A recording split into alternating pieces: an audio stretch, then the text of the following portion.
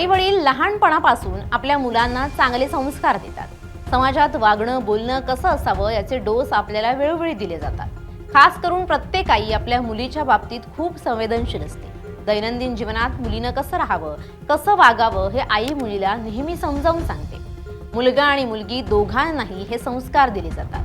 आजच्या युगात जिथे अत्याचाराच्या घटना वाढल्यात ते मुलींना सावधगिरीचे सुरक्षित कसं राहायचं याचे डोस हे दिले जात आहेत. रोज आपण कितीतरी विनयभंगाच्या अत्याचाराच्या घटना ऐकतो. मुलींची छेड काढली तर गावकऱ्यांनी मिळून नराधमाला बदडला, अश्लील इशारे केले म्हणून मुलींनी मिळून तरुणाला चोपला, पोलिसांनी रोड रोमियोंची धिंड काढली, अशी अनेक उदाहरणं आपल्या कानावर येत आहेत. मात्र अमरावतीमध्ये जे घडलंय त्याने सर्वांनाच धक्का बसलाय. पोरानं पोरीकडे बघितलं, बापाला खटकलं, मुलीला केलं टकलं, अशी संतापजनक घटना अमरावतीत घडली आहे. 16 वर्षीय मुलीचे केस कापून तिला टकलं करण्यात आलंय. धक्कादायक म्हणजे तिच्या आई वडिलांनीच हे कृत्य केलंय.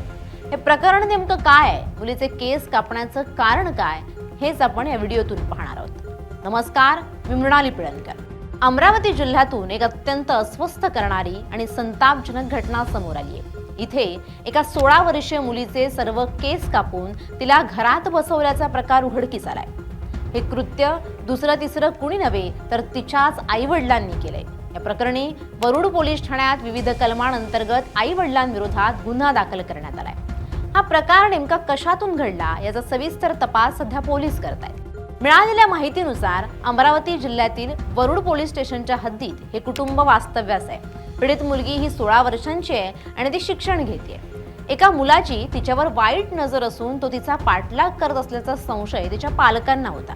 पालकांनी यापूर्वी मुलीला सांगितलं होतं की संबंधित मुलाविरुद्ध पोलिसात तक्रार दे, मात्र मुलीने तक्रार दिली नाही. यानंतर पालकांनी जे पाऊल उचललं ते पाहून पोलीसही चक्रावून गेलेत.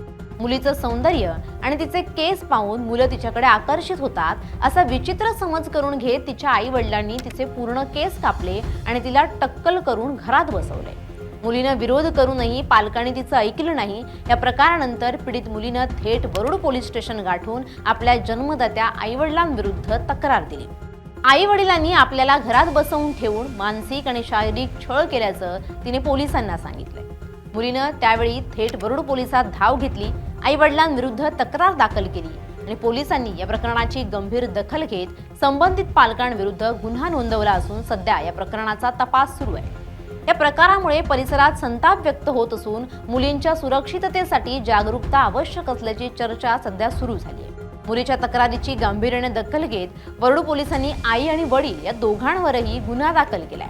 पोटच्या मुलीसोबत अशा प्रकारचं कृत्य केल्यामुळे सध्या संपूर्ण अमरावती जिल्ह्यात खळबळ उडाली आहे. पोलिसांनी आता पीडित अल्पवयीन मुलीला महिला आणि बालविकास आयुक्तालयाच्या शासकीय मुलींचं निरीक्षणगृह आणि बालगृहात पाठवले.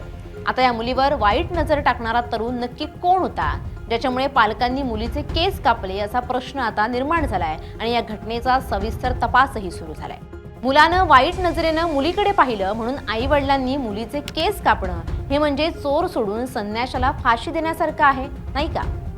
आई वडील म्हणजे मुलीसाठी मोठा आधार, खंबीर पाठिंबा असतो. कोणत्याही संकटात मुलांना कोण आठवत असेल तर ते म्हणजे आई वडील. आपल्याला ठेच लागली तरी सुद्धा आपल्या तोंडातून पहिला शब्द येतो तो म्हणजे आई किंवा बाबा. जेव्हा मुलीवर अशा प्रकारचं संकट येतं तेव्हा आई वडिलांनी मुलीची ढाल बनून लढणं अपेक्षित असतं. मात्र अमरावतीत हे उलटच घडलंय. वाईट प्रवृत्तीला ठेचण्याऐवजी अशा पद्धतीनं पळवाट काढणं म्हणजे गुन्हेगारांना गुन्हा करायला आपणच सूट देतोय की. त्यामुळे मुलीकडे वाईट नजरेनं पाहणाऱ्या नराधमांना ठेचण्यासाठी आई वडिलांनी मुलीला नेहमीच सक्षम बनवावं आणि त्यावेळी खंबीरपणे त्या मुलीला साथ द्यावी आणि तिच्या पाठीशी राहावं. आरोपींना सूट मिळेल असे पर्याय कधीच शोधू नका, नाहीतर असेच गुन्हेगार तयार होत राहतील. Bureau report, LS Marathi.